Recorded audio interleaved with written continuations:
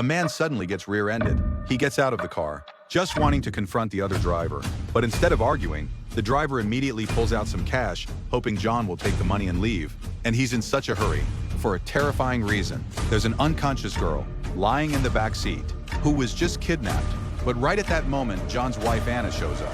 When she sees the driver trying to pay John off, she doesn't see it as compensation. She sees it as an insult. Just as Anna is about to call the police, another man gets out of the back seat. He opens the car door and brutally teaches his incompetent partner a lesson. Then he personally apologizes to John. At this point, Anna has no reason to keep pushing the issue, so she pulls John away and the two quickly leave. They think it was nothing more than a strange traffic dispute.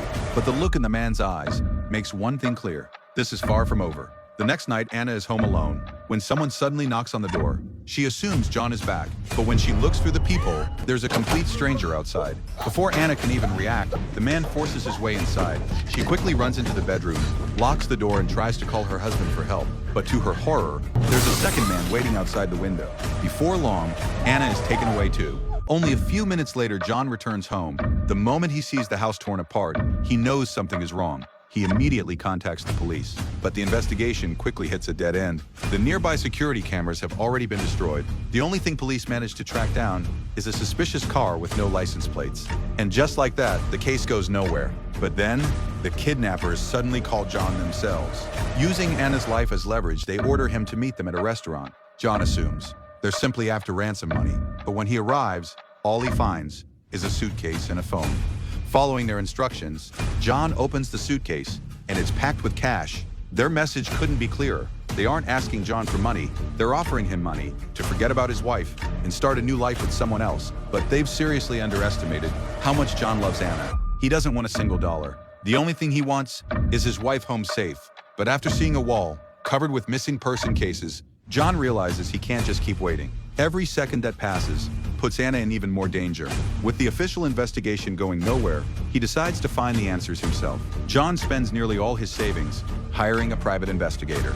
After following the trail, they eventually track the clues to an underground casino. At first, they try to get information by pretending they want to do business. But the woman running the place refuses to cooperate.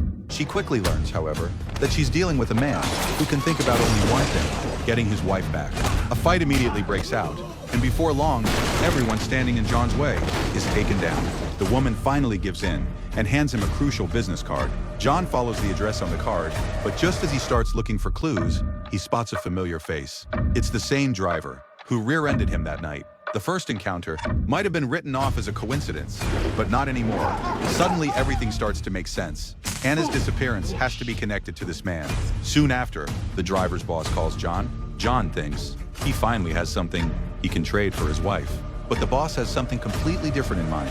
Once again, he uses Anna's life to threaten John and orders him to get rid of the driver himself, because in their world, only the dead can keep a secret forever. With Anna still in their hands, John has no choice but to appear to cooperate.